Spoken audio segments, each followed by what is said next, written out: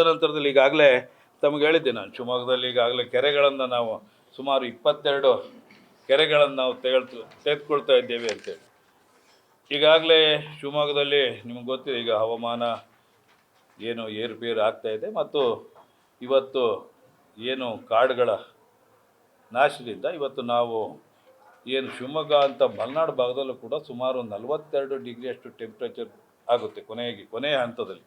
ಹಾಗಾಗಿ ಅದನ್ನೆಲ್ಲ ಆದಷ್ಟು ಕಡಿಮೆ ಮಾಡಲಿಕ್ಕೆ ಈಗಾಗಲೇ ಸಸಿ ನೆಡ್ತಕ್ಕಂಥ ಕಾರ್ಯವನ್ನು ನಾವು ಕಳೆದ ಬಾರಿನೂ ಕೂಡ ಸುಮಾರು 3,000 ಗಿಡಗಳನ್ನು ಈಗಾಗಲೇ ನೆಟ್ಟಿದ್ದು, ಮತ್ತು ಇನ್ನೂ ಒಂದು 5,000 ಸಸಿಗಳನ್ನ ನೆಡ್ತೀವಿ ಅಂದಾಗ ಅಲ್ಲಿ ರೋಡ್ಗಳಲ್ಲೆಲ್ಲ ಹೈವೇನವರು ಅದು ನಾವು ಮಾಡ್ತೀವಿ ಅಂತಾರೆ, ಇನ್ನೊಂದು ಕಡೆ ಕಾರ್ಪೊರೇಷನ್ನವ್ರು ನಾವು ಮಾಡ್ತೀವಿ ಅಂತಾರೆ. ಹಾಗಾಗಿ ನಾವು ನಮ್ಮ ಲೇಔಟ್ಗಳು ಎಲ್ಲೆಲ್ಲಿದ್ದಾವೋ ಅಲ್ಲಿ ನಾವು ಅದನ್ನು ನೆಡಲಿಕ್ಕೆ ಈಗಾಗಲೇ ನಾವು ಫಾರೆಸ್ಟ್ ಇಲಾಖೆಗೆ ನಾವು ಹಣವನ್ನು ಕಾಯ್ದಿರಿಸಿದ್ದೀವಿ, ಸುಮಾರು 50 ಲಕ್ಷ ಹಣವನ್ನು.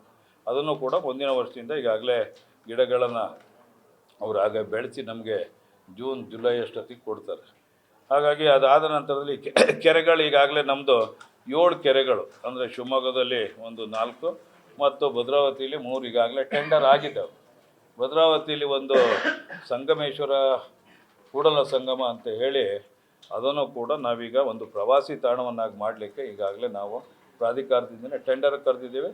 ಟೆಂಡರಿಗೆ ಇನ್ನೂ ಒಂದು 15 ದಿನ ಇದೆ ಅದು ಓಪನ್ ಆಗಲಿಕ್ಕೆ. ಅದಾದ ನಂತರದಲ್ಲಿ ಇನ್ನು ಉಳಿದಂಥ 4 ಕೆರೆಗಳು ಈಗಾಗಲೇ ಟೆಂಡರ್ ಆಗಿ ಓಪನ್ ಆಗಿದೆ. ಬಟ್ ಅದು ಒಂದು 2 ಹಾಕಿದ್ದಾರೆ, ಅದು ಗೌರ್ಮೆಂಟಿಗೆ ಹೋಗಿ ಅದು ಯಾರಿಗೆ ಅಂತ ಅಪ್ರೂವಲ್ ಆಗಿ ಬರ್ತದೆ. ಅಲ್ಲಿಗೆ 7 4 11 ಆಯಿತು. ಇನ್ನು 5 ಕೆರೆಗಳನ್ನು ಈಗಾಗಲೇ ನಾವು ಟೆಂಡರ್ ಕರೆದಿದ್ದೇವೆ.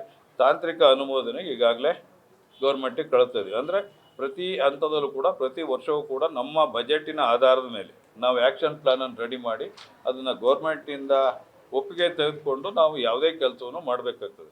ಹಾಗಾಗಿ ಈಗ ಪಾರ್ಕ್ಗಳನ್ನು ನಾವು ಮಾಡ್ತಾಯಿದ್ದೇವೆ. ಪಾರ್ಕು ನಮ್ಮ ವ್ಯಾಪ್ತಿಗೆ ಬರೋದ್ರಿಂದ ನಾವು 25 ಲಕ್ಷ ಹಣದಲ್ಲಿ ಅದನ್ನು ಮಾಡ್ತಕ್ಕಂಥದ್ದು. ಅದು ಅಲ್ಲಿರ್ತಕ್ಕಂಥ ನಿವಾಸಿಗಳ ಕೋರಿಕೆ ಮೇರೆಗೆ ಸಾರ್ವಜನಿಕರು, ಅಲ್ಲಿರ್ತಕ್ಕಂಥ ಸಂಘ ಸಂಸ್ಥೆಗಳು ಅದನ್ನು ಮೇಂಟೈನ್ ಮಾಡ್ತೀವಿ ಅಂತ ಹೇಳಿದ್ರೆ ಮಾತ್ರ ನಾವು ಅವರಿಗೆ ಆ ಪಾರ್ಕನ್ನು ಸ್ಯಾಂಕ್ಷನ್ ಮಾಡಿ ಕೆಲಸಗಳು ಮಾಡ್ತಕ್ಕಂಥ ಕೆಲಸವನ್ನು ಮಾಡ್ತಾಯಿದ್ದೀವಿ.